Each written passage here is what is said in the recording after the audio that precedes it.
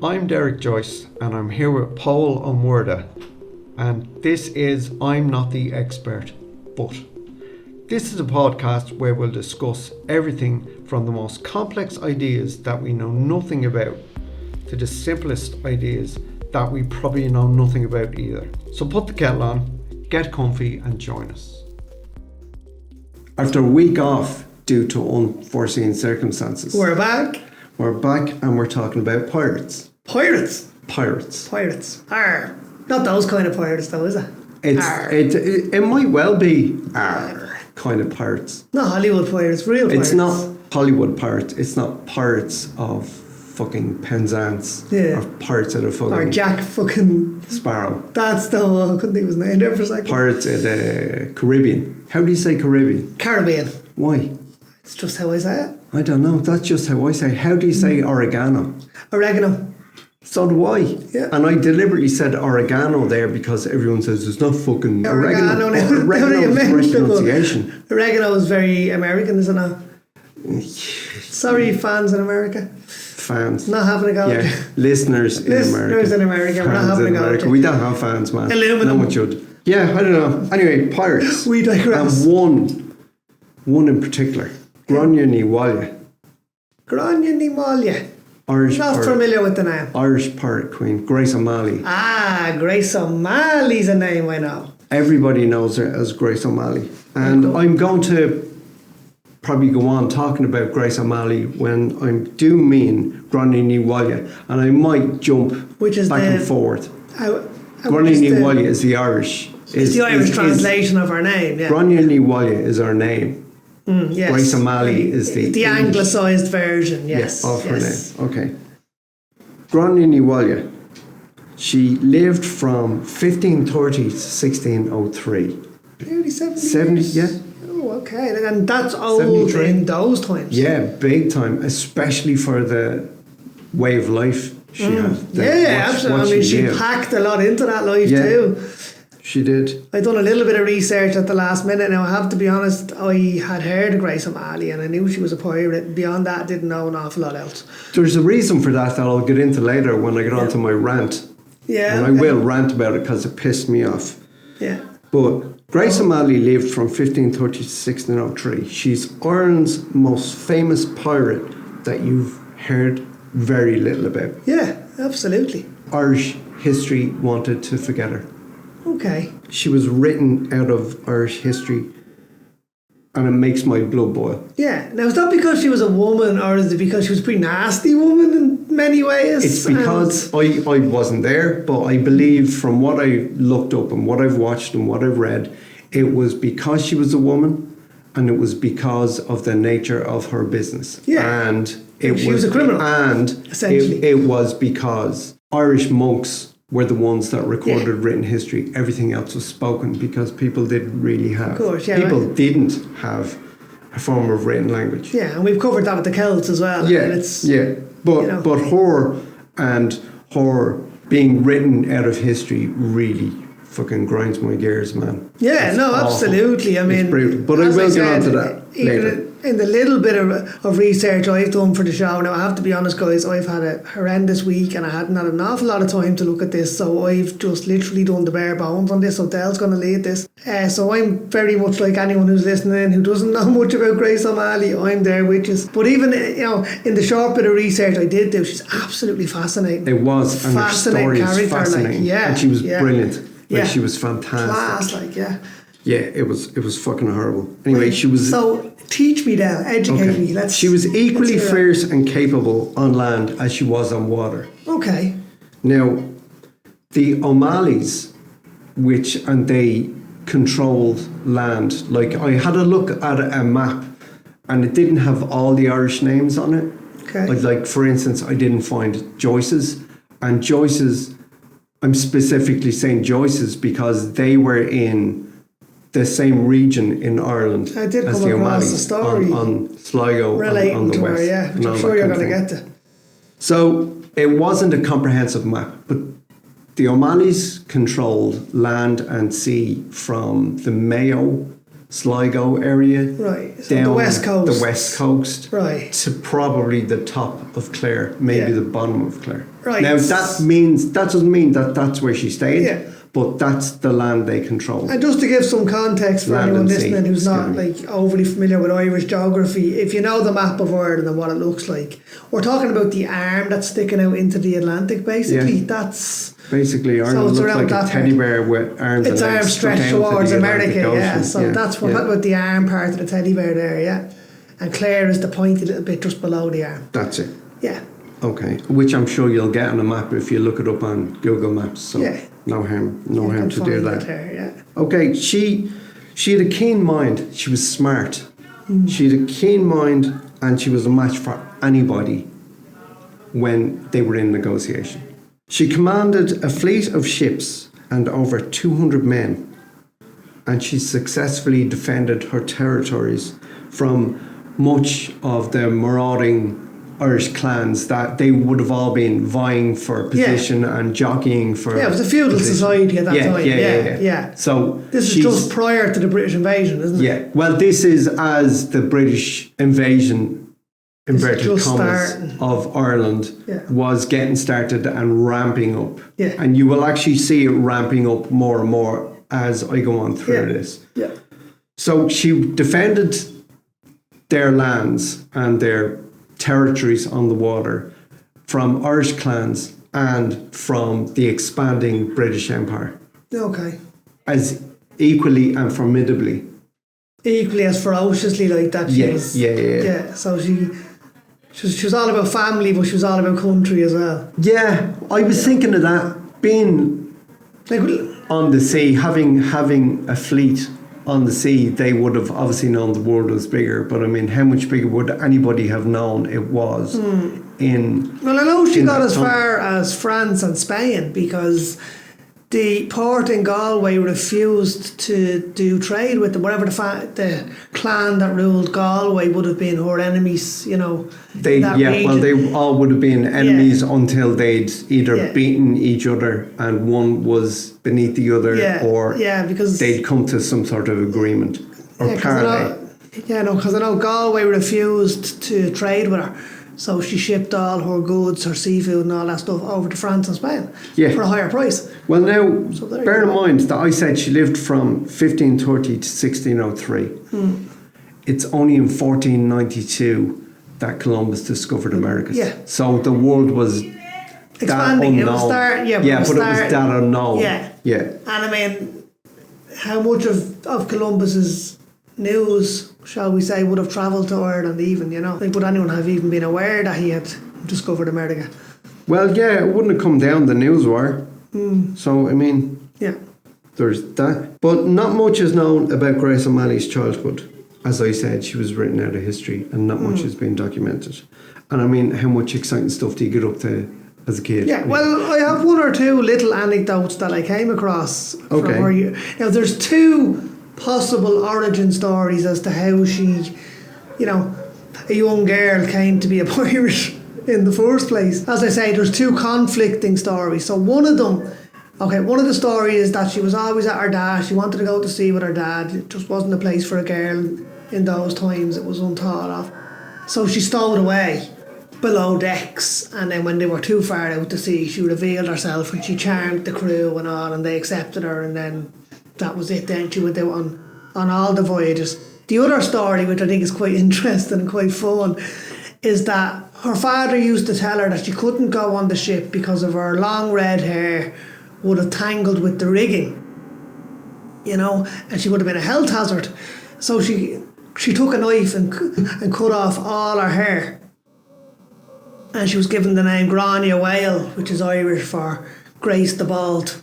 Yeah, Bald Grace. Yeah. Now, the first So one her dad that you mentioned, that she squirreled herself away until they were too far out, I found in only one place. Right, okay. And I didn't find it backed up anywhere else. So it's and probably tenuous. I mean, as I say, these are myths. Yes, they're legends, so take from it what you will. But the fact that she had squirreled herself away, I only found it in one place. I just put it down to a legend that somebody fashioned. More than likely, yeah. Yeah. It's just So a I don't know story, what, isn't it? but I saw her chopping her hair off in loads of locations. Oh, okay. So that's that probably... might have... Seems to that have a bit more validity then. Yeah, might okay. be based more in reality than the other thing. And it's a better story. Yeah. As well, you know? It's smarter. And from what I read, she got to go on that. That would have been a listen, she's fucking called your bluff, man. Yeah. And it's just Gotta interesting take her actually now. that you mentioned she had red hair. I think you have a thing for redheads. It was Boudica, whatever the hell, a couple of weeks ago. Now it's Grace O'Malley. I'm on to you, Del. Yeah. Well, as long as you have hair in your head. Every Irish person has red hair. No. There's like... Some red hair. Yes, yeah. There's something of a copper tint to people's tint, nearly every Irish person's hair. I'm kind of mousy blondish, but my beard, before it went white, it's snow white now, but before it went white I used to have like a copper beard. Yeah. Yeah.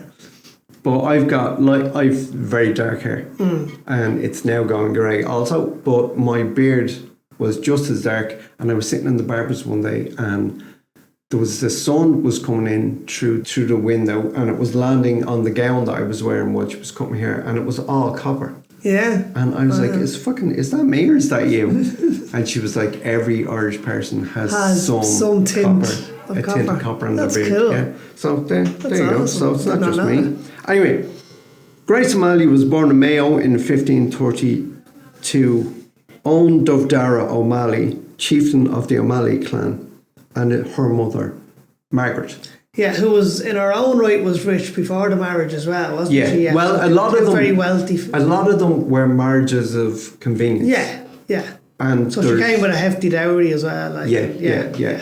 But convenience would have been to unite to tribes amalgamate or territories, political weddings. expand. Yeah, all that kind of Yeah. thing. Her mother, Margaret, also had a son, Donald O'Malley. Was this before she married? I don't know. Okay. I don't know whether... No, I think it was her half-brother. Yeah, that's what I'm saying. Yeah, Because just the way you said that her mother had a son, not her parents. Her mother had a son, Right. Donald, and I think he was a half-brother. The mother coming into the clan, the O'Malley clan, it was the half-brother coming in with her, and it wasn't a bloodline connection thing. Yeah, okay. And I think, and I'll get onto it later, That but would have been rare enough in those days too. it wouldn't have been that rare. I mean, you would have had wives of warring clans, and the men were killed in battle. Right, and the okay, wives would yeah. then go and remarry. So, Yeah. I mean... So it wasn't necessarily out of wedlock. Yeah. which Well, would have Grace been rare. O'Malley, I know, yeah. she was married twice. Yeah, and we're going to get there as well. She was married twice, and she had a lover as well, that they never got to marry. So it's not that she was a lady of loose morals or anything like that. It's not. She was a pirate. I think her morals are quite questionable anyway. I don't think. Look, I don't. I don't agree with that. But anyway, it's not that she was a lady of loose morals with loads of partners. Yeah. It was that when one of them was killed in battle or killed, however, eventually they moved on. Yeah. It was life just. It wasn't. Yeah, I mean, as we said, she lived for quite a stretch, you know.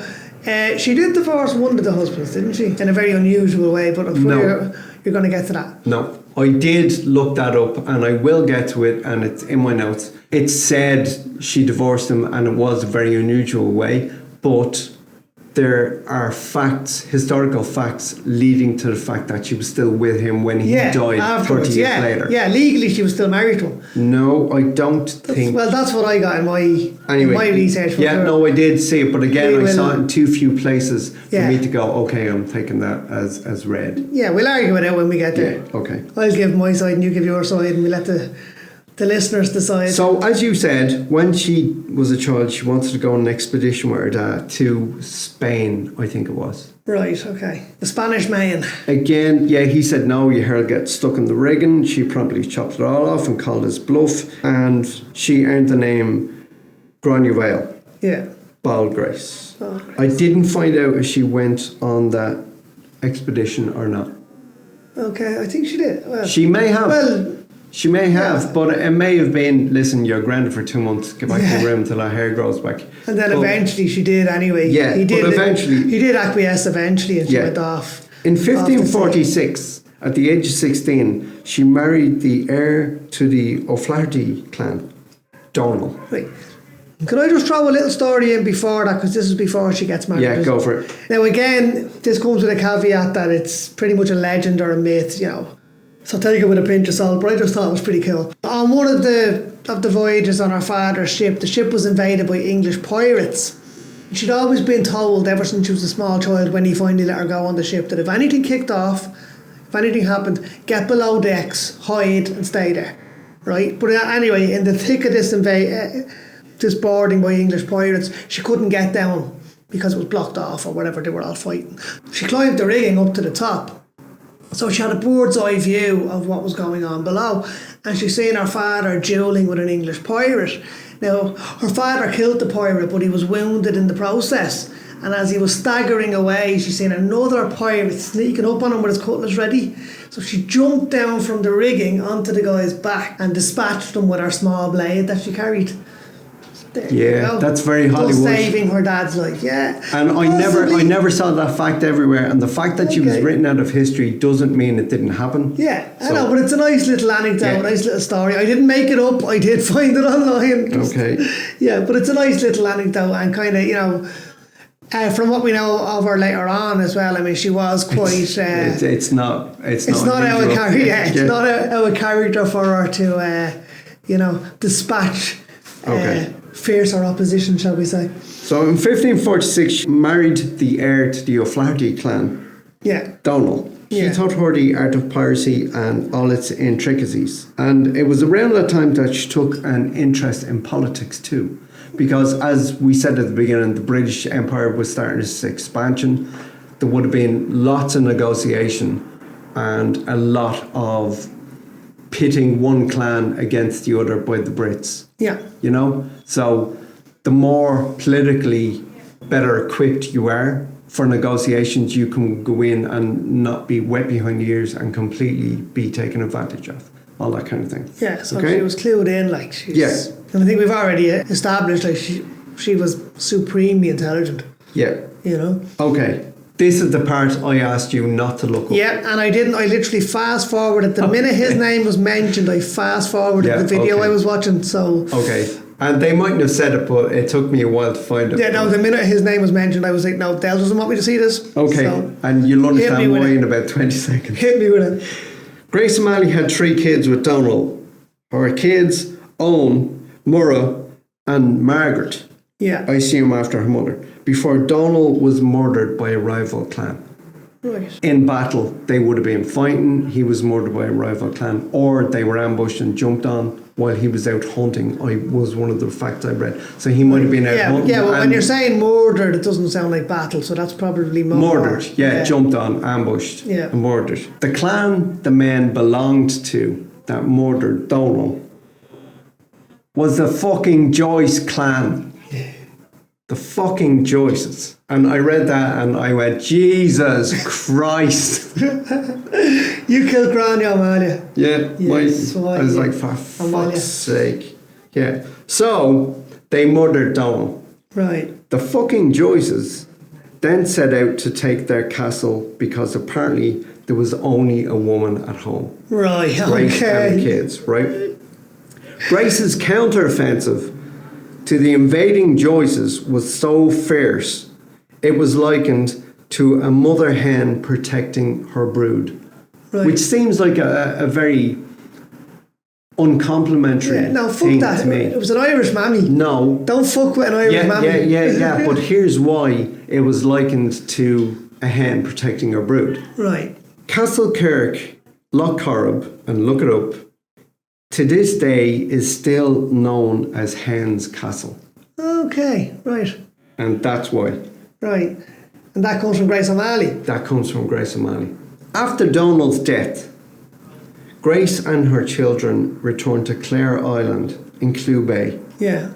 So I wondered where Clare Island was because I was like, County fucking Clare? But it wasn't. No, Clew Bay is in Galway. Clew Bay, yeah. So she returned there with her kids. And historically, it's Inishclear. And it's south of Achill Island. Okay. Right. So I was wondering, I was like, I haven't fucking ever seen that in geography, and my geography is not great, but it's Inishclear. Okay, let's go look at that. She had what's still known today as Gráinne Ní Mháille's castle rebuilt. Yeah. So obviously it had fallen into some kind of disrepair, and she had it rebuilt and fortified. Yeah. Now I noticed something else as well on that. Like, I did skip past all the stuff about the husband because you had told me to, and I know why now. But I did just catch the tail end of it, and her revenge was so ferocious on what I now know to be the Joyce clan. Joyces. Right? That she became known as the Dark Lady of Doona. No, that wasn't it, but I will get to it later. Was it not? No, okay, as I said, I skipped. Yeah, so you I may have kind skipped past what led up to that. A little bit more, okay. That's not why she was the Dark Lady. Fair enough, right, well then I leave you to fill in the gaps for me later then. Yes, but you're right, she was called the Dark Lady of Doona. Right, okay. So, the O'Malleys would take a tribute, inverted commas, from ships that sailed through her territories. Yeah, like a toll. Yeah, it was like, this is our ocean, give me your lunch money. Yeah, that's kind of it, right? Basically. When her father died, and this was what you were saying, a woman becoming the head of a clan, which is the question I asked, because in that time, it was practically unheard of. It fucking didn't happen. Like, women were sold on as property, and they were, if they had a hefty enough. Well, I mean, in Western society, in Western Europe, yeah, but in Scandinavia and stuff, I mean, it was quite common for women to lead tribes there, but not so much. Yeah, definitely. British definitely Isles, France, definitely places like that definitely wasn't so, very and if a common. woman had a hefty enough dowry, she was then married on in a political marriage to expand territories and shit like that. Yep.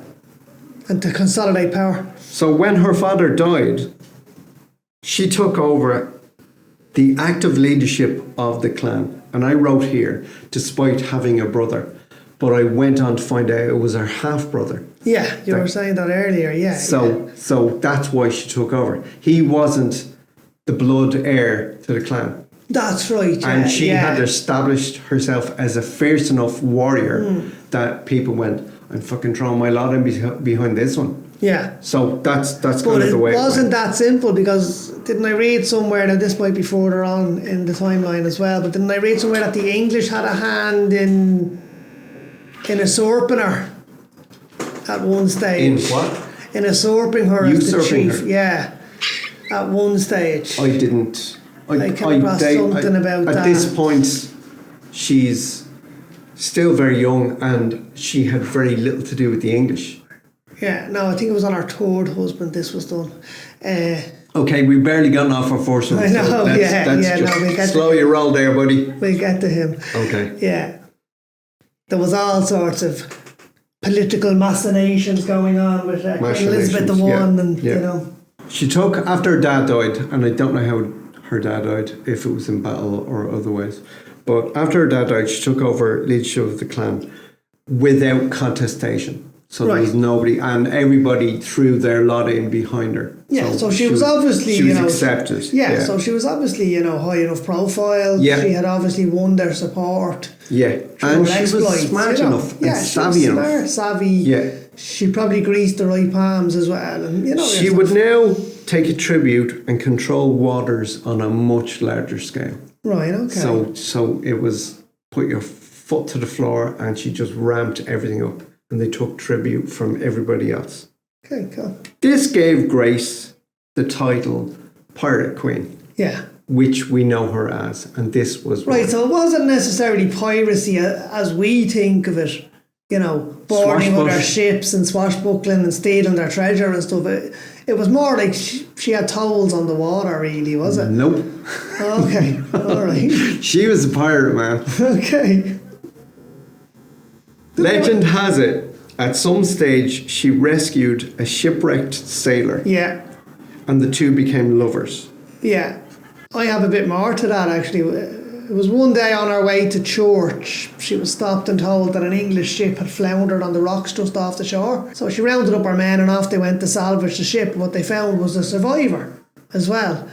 And There was a handsome Englishman called Hugh de Lacy. I was just about. I've got it underlined. Hugh de Lacy. Yeah. Son of a Wexford merchant. Right. Okay. I didn't know that. So they became lovers, and they possibly had an illegitimate child. It's unclear as to whether they did or not. As you said, they rescued Hugh de Lacy from a floundering ship, and then the two became lovers. Yeah.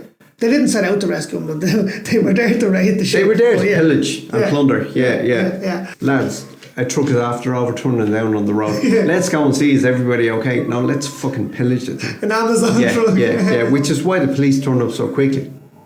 That's exactly why. Yeah. So, but, what was I going to say to you? He was a handsome Englishman. That probably saved him. Well, that's what he had been an ugly old wench. That's all subjective. I'm sure I'm attractive to somebody somewhere in the world. Yeah. None of them close by. Okay, Gráinne Ní Mháille found him attractive. That's probably what saved him. Yeah. So they became lovers. Shortly thereafter, he was killed by members of the McMahon clan of Blacksod in North County Mayo. Right. Blacksod Bay, North County Mayo. This is where she gets the name, isn't it? She hunted every one of them down and killed them, also murdering everyone she found at the McMahon stronghold of Duna Castle, also in Mayo. And that's what named her the Dark Lady of Duna. Right, okay, so that was obviously where I So that was, on. Do you ever read 2000 AD? Yeah, I used to have his war fucking rage things. Warp spasm. Yeah, it's war spasm or warp spasm or whatever the fuck it was. That's exactly what she did, and she fucking killed everybody. Yeah, cool, awesome. Yeah. In 1566... Actually, just want to stop you there before you move on from that. I'm glad you said Slania, because I call him Slania as well, but it's actually slaying. I've heard the writers talking about it on the podcast and stuff, Slaying, they call it. Slania. It's got a fada on the E. Anyway, sorry I interrupted you. Anyway, in 1566/67, so I'm not sure which it was. So we're talking she's 37, 38 now? Yeah. Yeah, she's just shy of 40. And still she married Richard Burke. Richard de Burke, yes. He was a prestigious... Iron Richard de Burke. He was a prestigious landowner and ironworks owner. Yeah. And heir to the McWilliams clan. Okay. Why he was a Burke and heir to the McWilliams clan, I don't know, but he was. Maybe his dad was... No, that wouldn't have been right. Intermarriage. And but he was the heir. As the story goes, he was the heir. Yeah, Now... Hang on, before you move on. Possibly what it would have been was the chief of the McWilliam clan had no male sons. Had no male sons. Had no sons. Yeah. So the daughter may have married him.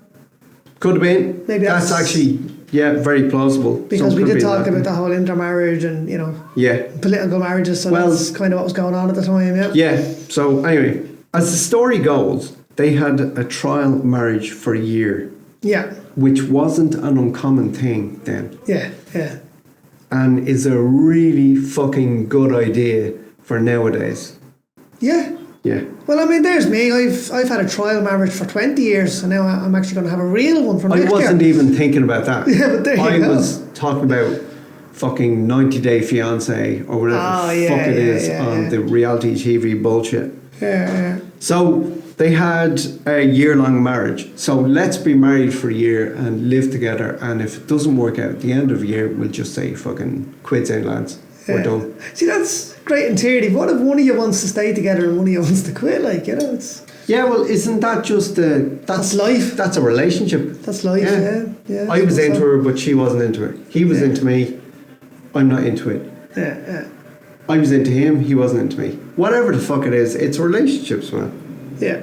No, I get you. I think this is what you were alluding to earlier on. It said that one day, after a year, he returned home, and this is Burke, returned home to find all the locks changed. Yeah, she had seized his castles. And she'd seized his castle. Yeah. And then she announced herself divorced from the ramparts of the castle. She just basically told him, we're divorced now, fuck off.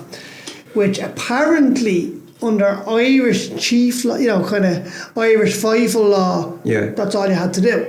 But under English law, which we were now under English rule by this stage, or had, it was in English jurisdiction. English influence had, they were legally still married, and they did seemingly stay together in a loose union for the rest of his life. But she maintained control of the castles, of the properties. I don't know if she maintained control, but I did find that they were together until his death in 1583. Yeah, on and on. Well, yeah. So Casually. it may have been a marriage of convenience insofar as he maintained the land, and she had all her boys out at sea pillaging the shit out of everybody that passed through near enough. Well, no, from what I read now, and as I said, I didn't verify, I just took it from one source, was that she held the land and the castles for the rest of for the rest of his life anyway. Yeah, I don't know. It's like, she claimed those as her, what's the word? Alimony, when she decided they were divorced. Yeah, you know what? That seems very fucking go Grace. And a little too Hollywood for me. Maybe. I'm sure there was a lot more concessions made on both sides. It seems she had a fairly kind of feared army though. Like you hear this, her man this and her man that. Like she obviously commanded quite a formidable force. Over 200 people. Yeah, well there you go. So I'll get on. There's loads more to come about that. I mean, I know we like to say. What the Christians want, the Christians get. I think there's very much a case of what Grace O'Malley wanted, Grace O'Malley got. Again, that's a little too Hollywood. Maybe. You know? But as she was largely written out of history, then... We don't know for sure. Yeah. So all we can say is this is my opinion based on what somebody's recorded. This is your opinion based on what somebody's recorded. And what conclusion you come to is going to be different. Yeah, no, of course, yeah. I like the romantic elements of it, Well, you see, here's the thing as well about them being married technically or legally, but living very separate lives. Yeah. They had a son. Yeah, that's right. They had a son, Tibbet. And you don't go shagging somebody within the first year and have their child if you've no intention of staying with them after the year. I don't know. But they had a son, Tibbet, Tibbot, or Toby of the Ship. Okay. Toby of the Ship was called Toby of the Ship because he was born on one of his mother's ships. Okay, hang on. Run that by me again. Tibbet and Toby are the same person here, though, is it? She had a son with Burke. Yeah. Tibbet. Which was nicknamed Toby. Which was Toby of the Ship. They called him Toby of the Ship. Right, okay. Because he was born on one of his mother's ship, on one of Grace's ships. Yeah, and the legend is within hours she was fighting Algerian pirates. It was on this ship that they were attacked on their way back from a trade junket with Spanish clans. Yeah, and it was Algerian pirates. Yeah. When she was told that the battle wasn't going that well, she left and her nursing son, Tibbet, swaddled in his clothes below deck, and she went up on deck. She had a cutlass and a pistol in her hand, which gives you that iconic picture in your head of a pirate with a sword and a gun. Yeah, but wasn't she famous for having a sword in each hand? Wasn't that her thing? That's what I'm saying. That's what I'm getting at. So you've got this image of the pirate with the parrot on its fucking shoulder and the sword one and the gun bullshit. So that's very Hollywood as well. So I don't know if she did. But she went up on deck, she rallied her crew, and they ran the attackers. They ran the Algerians. And I'm sure then she went back to her son. And again, that's very, very, very Hollywood. Indeed. It's very Hollywood, but I found... It's very Grace too. I found it in multiple sources. Oh, okay. All right. Well, so I didn't... I don't...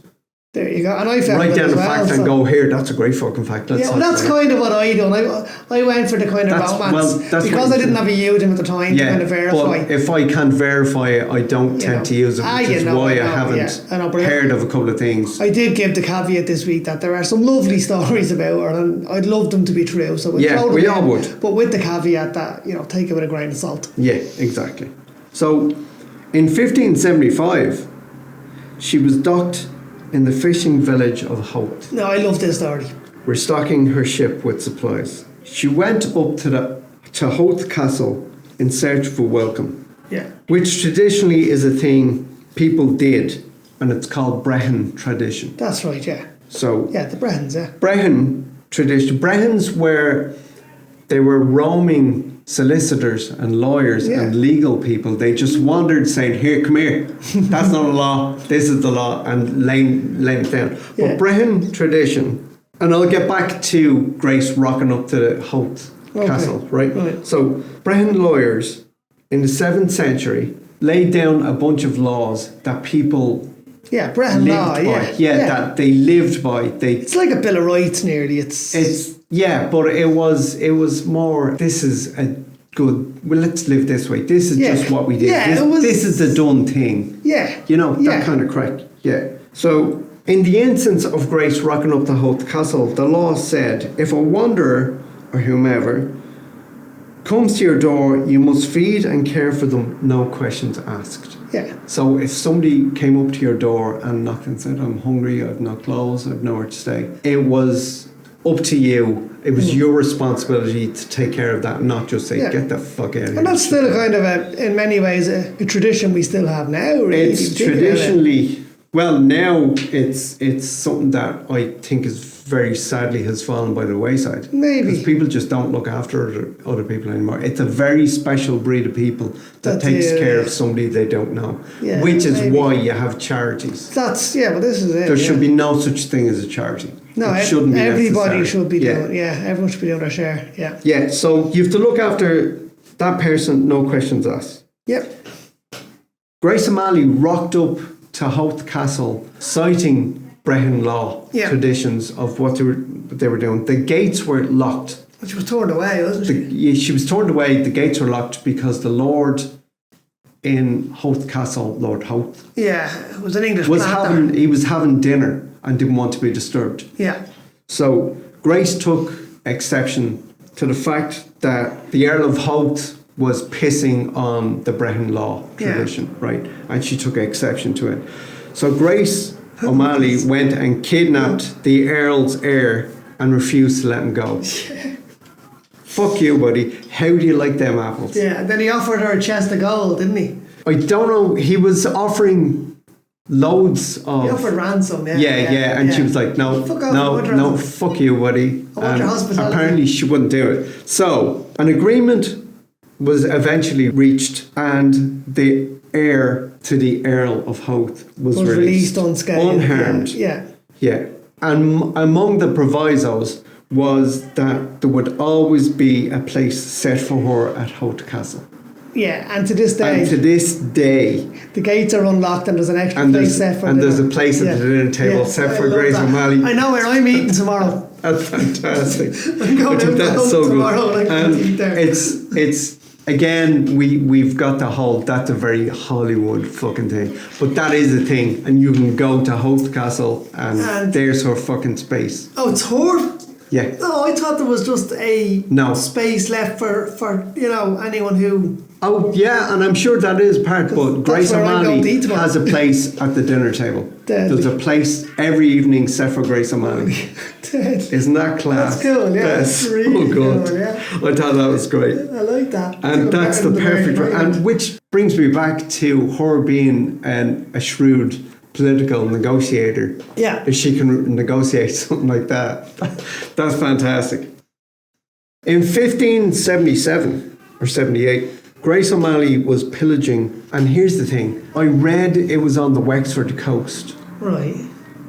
But I also read it was in the Shannon, in the mouth of the Shannon. Okay, which is... And again, for everybody listening who's not from our beautiful Ireland, Wexford is the arse of the teddy bear. So it's the southeast, and you said the mouth of the Shannon is again Clare, that little pointy bit under the arm, so that's on the west coast. The wang. So, yeah. So it's either the arse or the wang, Okay. So I think it was the Shannon because, and I'll get to that in a second to become obvious. So in 1577-78, Grace O'Malley was pillaging, let's say in the Shannon, in the Shannon mouth, where she was captured and imprisoned. First in Limerick. Right. Which means... Sorry, I'm yawning. It was probably Shannon. Yeah, if she was in Limerick jail, Yeah, it makes sense. If she was caught in Wexford, then it would be up to Dublin with you. Or Wicklow jail, even. Or Wicklow. Yeah. And actually, just on that as well, there's two things we've just mentioned there. If you ever do holiday in Ireland, even if you're Irish, whatever. Wicklow Jail and Limerick Jail are two brilliant places to visit. Yeah. They really are super places to visit. So there you go. They are. Anyway, so I believe that it was a Shannon that area she was more than likely if she was put in Limerick Jail. And she was caught and she was imprisoned in Limerick, and then she was moved up to Dublin. Yeah, now was that Kilmainham Dublin Jail? Castle. Dublin Castle. Oh, Dublin Castle she was held in. Yeah. Oh, okay, right.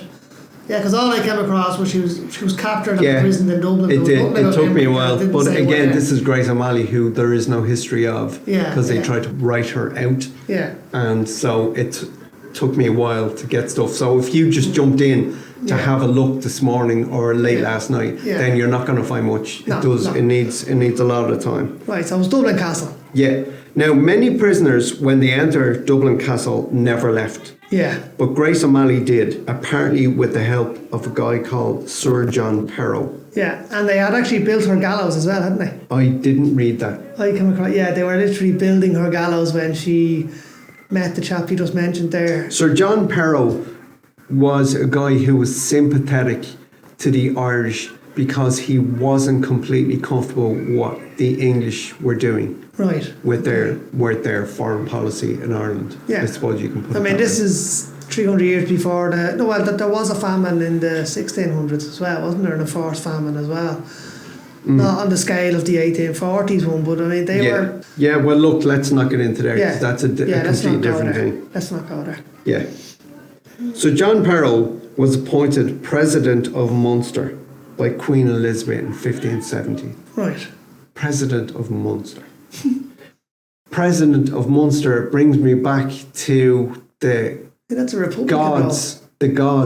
the Athenian gods, saying, listen lads, we're not after running out of shit for you to be gods of, so you're going to have to share this one. Yeah. So but it just seems like a made up title. Thing, but I mean, president, I mean, that suggests republic. Yeah. It certainly wasn't a republic, you know. I don't know. Maybe Lord, Duke, Earl, they're the titles the English like to use, you know. Yeah. President is not even Which in the their, Earl of Holt. It's not even in their lexicon, is it? Yeah. It's very strange. Strange. It might have been the fact that they were in the process of expanding in Ireland. Yeah, I know, but even it was a concession. The invasion, we didn't have a republic, though. Yeah, I know, but it's a concession. So maybe they were just kind of... just an unusual type to hear. Yeah, but anyway, and apparently he wasn't completely comfortable with what the English were doing in Ireland. There you go. Perrow's tolerance of Catholics while he was president of Munster earned him English enemies. Yeah. Like there were people that were saying, come here to me, fuck him, you know what? And in 1588, he was recalled to England on trumped up charges of treason. Right. He was found guilty on these trumped up charges and condemned to death. He died in prison before he could be executed. Okay, was that by his own hand or? I have no idea, and I didn't read that into it, and it could have been that the conditions were bad. It could have been that he'd been mistreated. All Irish history is kind of riddled with people who, didn't give the executioner the satisfaction, you know. Yeah. So it could have been that someone came into a cell and shivved them.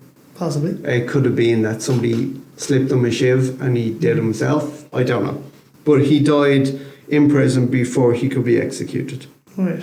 In 1584, Sir Richard Bingham, a British naval commander, was made president of Connaught. So there's another one. Another president. Okay, that's so it's obviously it's different provinces, but there's another reference to president, and began dismantling all of the old chieftain structures using bribery, military campaigns, and falsehoods against clans and their rivals. Yeah, so it was a case of, you know what he fucking said about you? Yeah. And fucking get him, and we'll help. And the dirty war, long before the dirty war. Yeah, watch them go at it from day on. And again, I don't want to get into that, but it's just, it just shows history repeats itself, and they learn from history, Yeah, I'm not going there, man. This didn't work in North Connaught, however, where Gráinne Ní Mháille mounted a resistance. Yeah, no, hang on, sorry, just to pull you back there, Del, you were saying that she was sentenced to death and she was in jail. How did she get out? With the help of this guy, with the John help Perrow. of what? Yeah, but in what way? How did he help? Well, he didn't help her escape. No, I know, yeah. It would have been paperwork. Yeah, no, what I have here was that she had to agree to stop pirating, to give up her illicit ways, and no sooner was she freed than she set sail immediately to resume her life of crime. That is highly likely because there's another reference to an agreement that she then reneged on later on. That's essentially what it was. Likely. Yeah. So the resistance didn't work in North Connacht. Bingham killed Grace O'Malley's son Owen and imprisoned sons Tibbet and Murrow. Yeah. Now the daughter Margaret would have been married to another chieftain of another clan. I also read somewhere that her two sons were fostered out as children, but she kept Maeve with her.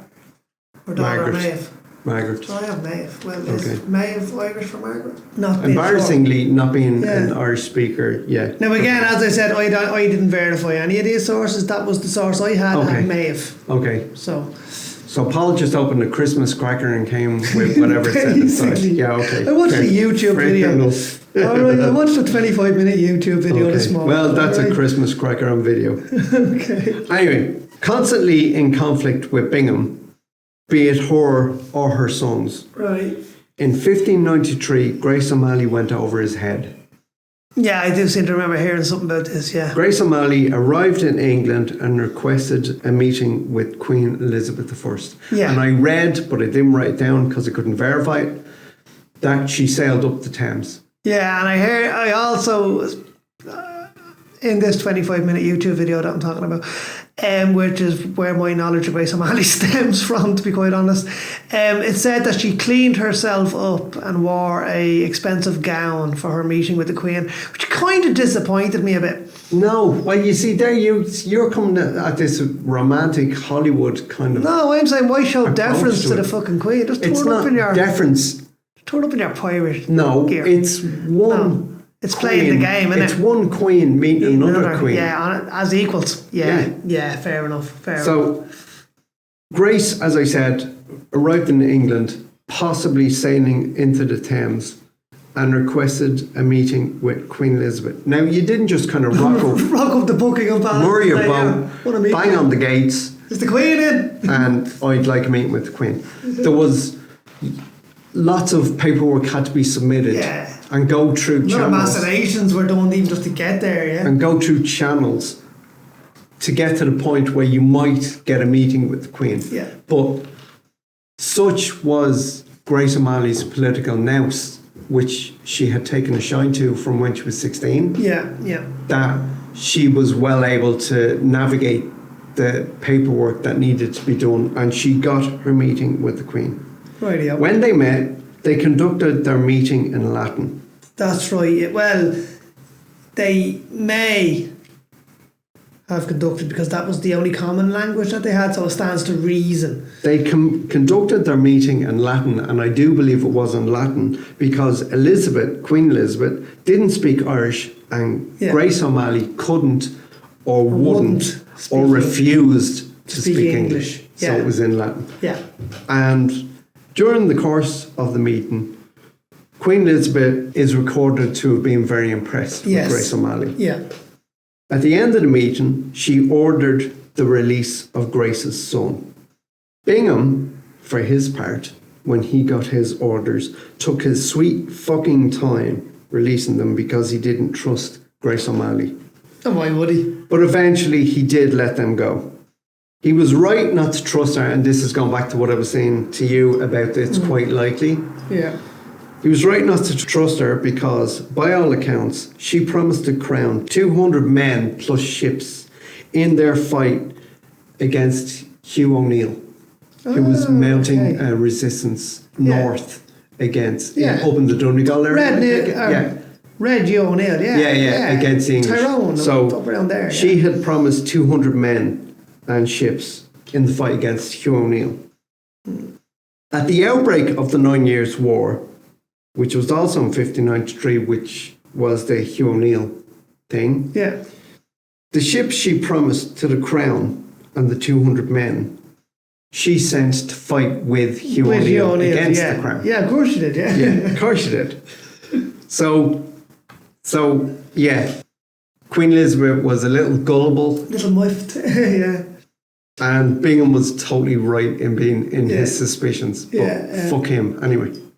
So at the outbreak of the war, interestingly, and I seem to say interestingly and bring up a different point in every fucking podcast we do, but interestingly, the 9 Years' War, which is 1593 to 1603, was 9 years long.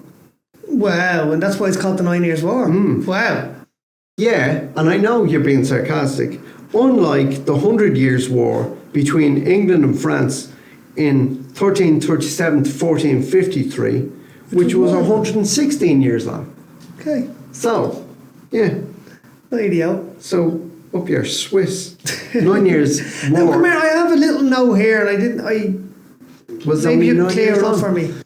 At some stage, because she resisted the English, she resisted the English attempt to get her to join the House of Lords. I didn't read that. Become a lord, they were offering her lands, and her own lands. Basically, they were saying you can have title to your own lands and all that. She resisted it, so she was all of her titles and lands were confiscated. Oh, this was much later on. Oh, okay. Right. Yeah. And I don't even know if I went there because it was that far down the road. Because she kind of, as she got older, because we're now, what are we now? 1585 or something like that. So she's 55, 56 She's getting on, and she's living on borrowed time for the life of a pirate. Yeah. You know what I mean? Yeah. And even the life of a chieftain of a clan, because fuck me, they all knife in the dark, battle each other. Yeah, knife in the dark, or stab in the back. Yeah. Skipping on, after my little segue into the 100 Years' War and the fucking 9 Years' War and all that kind of crack. Grace O'Malley, Pirate Queen of Ireland, died most likely at Rockfleet Castle in Newport, County Mayo. Right, okay.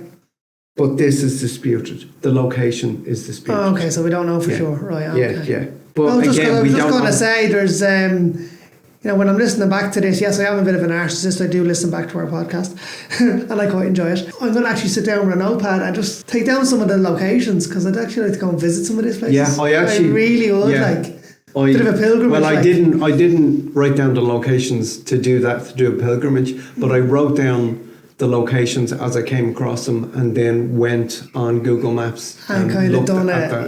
Had a whole look at the thing, so I could get it. Maps are great, but I'd like to get down on the ground and actually. I'd like boots on the ground. I'd like to go and have a look at it at some stage, and I don't even know when that will be. But anyway, she died possibly Rockfleet Castle in Newport, County Mayo. Right. Because she was largely written out of history, we don't know that that's where she died, which is why it was disputed. No, she didn't die there, she died here and all that kind of thing. Because she's only being remembered in folklore.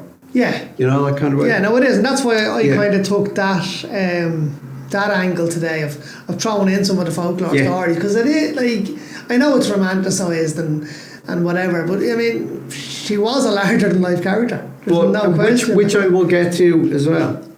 So Irish history was written mostly by monks who would have held a hatred of piracy and all of because the monasteries were constantly being raided. All their treasures were being taken. And in my opinion, definitely a hatred of women. Women were cattle, livestock levels of society, which was completely bartered and sold into marriage. They were sold with dairies. They were pushed on. They were fuck that. So I'm sticking with my idea that monks who recorded history were misogynist fuckers. And that's all there is. The Annals of the Four Masters was a book cataloguing medieval history in Ireland, and was written sometime in 1603 or 04. Okay. After Grace O'Malley's death. Right. It doesn't mention her once. Not fucking once. There you go. That's the kind of respect that they had for recording history as history unfolds. Yeah. You know what I mean? Yeah, if it doesn't fit your fucking narrative, fuck you, man. Yeah, if it doesn't further your agenda. Yeah. She's mentioned in English state papers as late as 1627. Okay.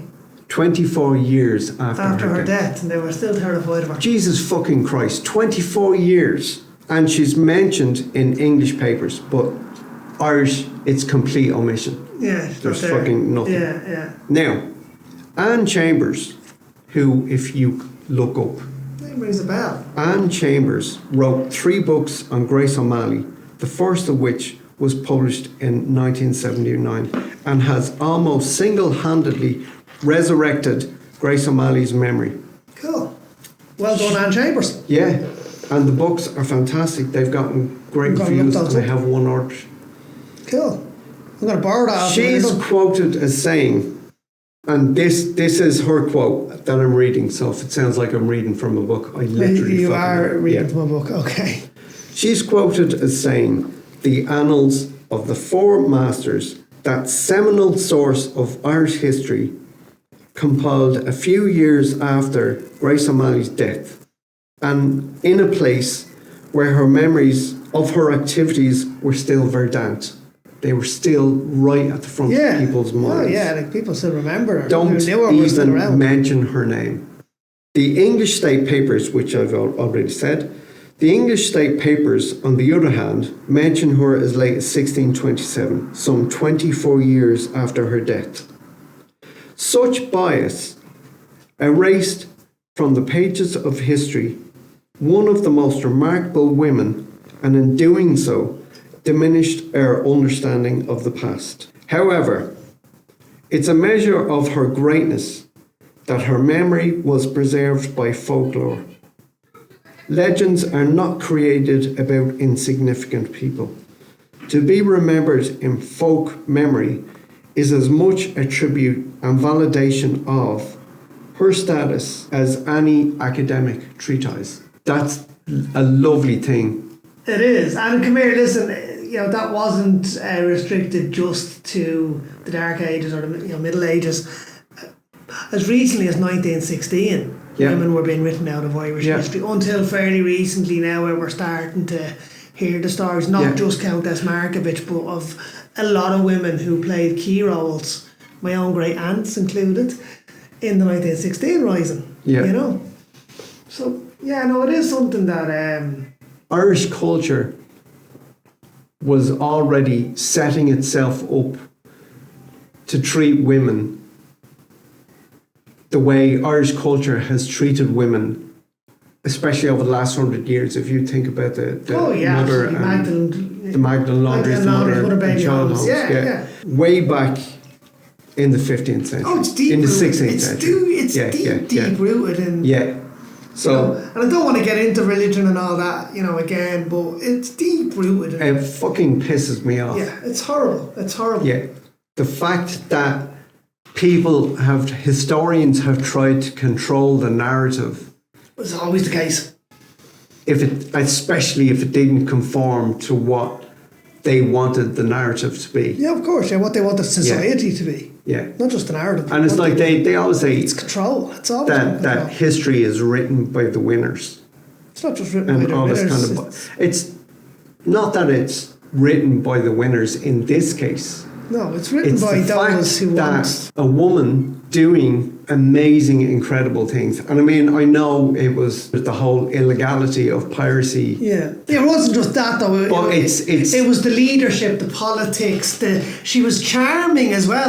Men followed her and were happy to follow her. It's the fact that it was a woman doing all those things didn't resonate with the people who were recording history. No, who wanted women to be tied to the kitchen. Yeah. I was going to say sink, but they didn't got sinks, but you know what I mean. Yeah, they perceived the women as having a certain station. Yeah. And don't fucking move from there. Yeah, I mean, it's even in our constitution for now, the women's play, which that's a whole other issue as well. That's all is not what it seems on that referendum either. Maybe we'll cover that as it gets closer to the time. I'm not mad into politics. We dip into politics by not even going into subjects that are politically motivated. Yeah. So that's kind of enough politics for me, man. It is indeed. It is indeed. I really enjoyed that. That was really cool. I haven't finished. Oh, I thought you were done. Sorry, my apologies. There's a 7'4" bronze statue of Grace O'Malley in Westport House, County Mayo. But that's going on my list of places to Isn't visit that then right now. fantastic? Yeah, 7 foot. Yeah. Yeah. And on that note, I'm done. So it's done to life. Grace O'Malley, Pirate Queen.